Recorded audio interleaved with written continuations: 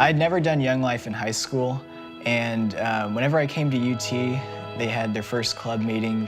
I went to it and didn't really know what to expect, but I just wanted to try it out. I had some friends that were doing it, and it was pretty cool. So I kind of got plugged in pretty early. We started off with about 8 people in this small group, and so Jack came in with a servant's heart right away. And as part of our group, we talk about what's been going on in your week, what's coming up in your week to come. And so Jack comes to the group with how he's interacting with other people in his life, how he wants to serve other people in his life. And he talks about one friendship that he formed with a guy named Nick. Nick has a condition with his eye called optic nerve atrophy, and so that's what causes loss of vision. And he also has a mild case of cerebral palsy, and so it makes it kind of hard for him to walk around campus and stuff like that. So with optic nerve atrophy, it was very difficult. Always just trying to do things, trying to see someone, tilting my head left and right, up, down to focus on a lot of things. And for me, growing up, it was always, I had to worry about what people thought about me. I never could feel normal, I guess you'd say. I came to Austin and came to school here, the blind school, to get some training and stuff. And after living here for a while, I just kept praying. I was like, God, all right, it's been hard for me to have true friendships. What's next? What's this next semester hold? What's this year, end of this year holding?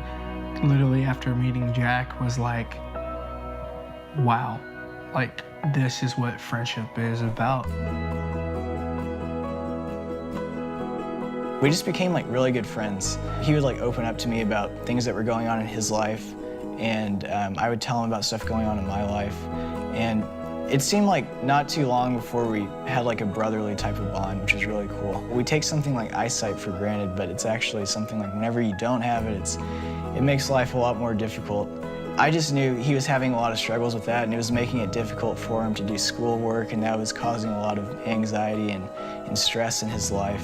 So every time it seemed that we would pray for something for this guy that we didn't really know named Nick, God would just keep answering prayers. And first it started off with just, let Nick's life be a little bit easier from a logistics standpoint. And then Jack comes to our group and says, we just found out about this technology. It might be enough to help Nick see better, help solve his visual impairment problem. And so as a group, we prayed for that God would use this technology to give Nick sight. My mom texted me one day and said, hey, I literally just came across this yesterday. And she said, check it out, it's called eSight. I looked into it, I called and I said, hey guys, I want to know more about eSight. And they're like, yeah, well, it's a new piece of technology and you can go check it out. And I said, I live in Texas, I live in Austin. They're like, well, we have a demo facility in Dallas if you want to go. I drove him to Fort Worth one day, and he went over there, and the whole session was about 15 minutes, and he was so nervous. At one point, he didn't really want to do it. And I said, Nick, we came all the way over here, and this could be something that could change your life. Let's go do it right now. I'm so excited. Let's just go try it out. And so we walked into the room, and he put those glasses on for the first time, and he was kind of looking around, not really saying anything. And I was standing on the other side of the room, and I just remember he just stared at me for 30 seconds or a long time. And he just said, Jack, I can finally see your eyes for the first time. I was in shock, and it was cool because I was like, wow, this is something I've dreamt of. Being able to look at somebody across the room and see their face clearly. And this is something I dreamed of and I prayed for ever since I was a kid. I think the day we went was a Sunday afternoon. I came in on Monday to small group and just couldn't wait to tell everybody, hey guys, Nick has this thing and he can see now. It was so cool. But I told him, he can't pay for it though. It's just too expensive. There's no way. eSight called me and said, hey, we have chosen you out of everyone, you and a little girl up here in Canada, to be fully funded.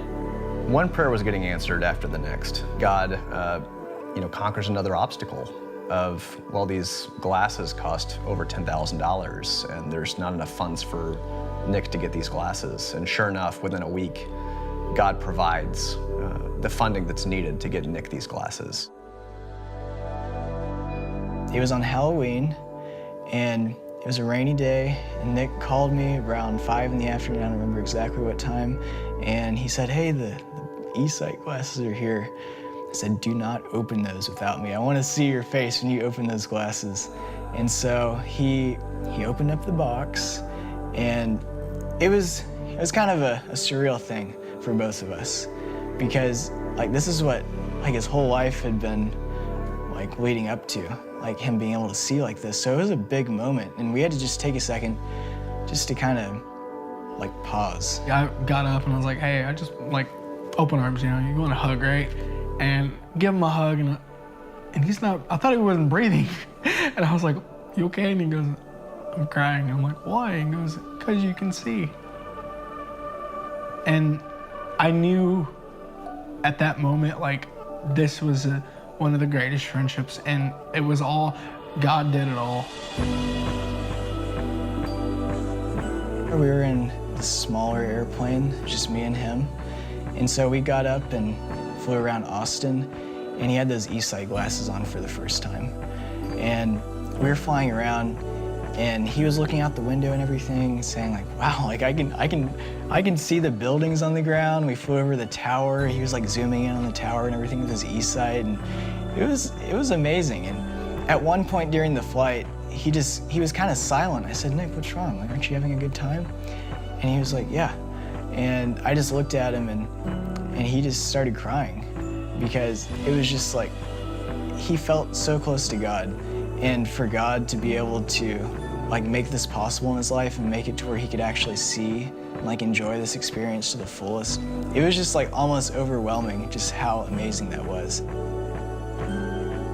So through this experience, it was an incredible moment for the guys in my group, where they got to see that God is still living and active.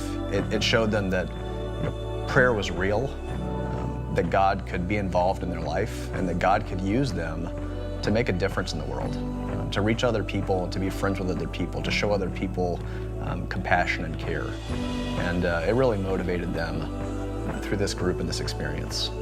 I think like the whole thing, like through prayer and everything, like knowing that Jesus is listening and he knows what's going on in our lives and he answers our prayers, and loving each other as people, and not because they can do something for you or anything like that, but just because that's what Jesus does for us. It's been cool to see that, how Jesus has worked in my life, and it's just all been, Jesus has been the whole picture.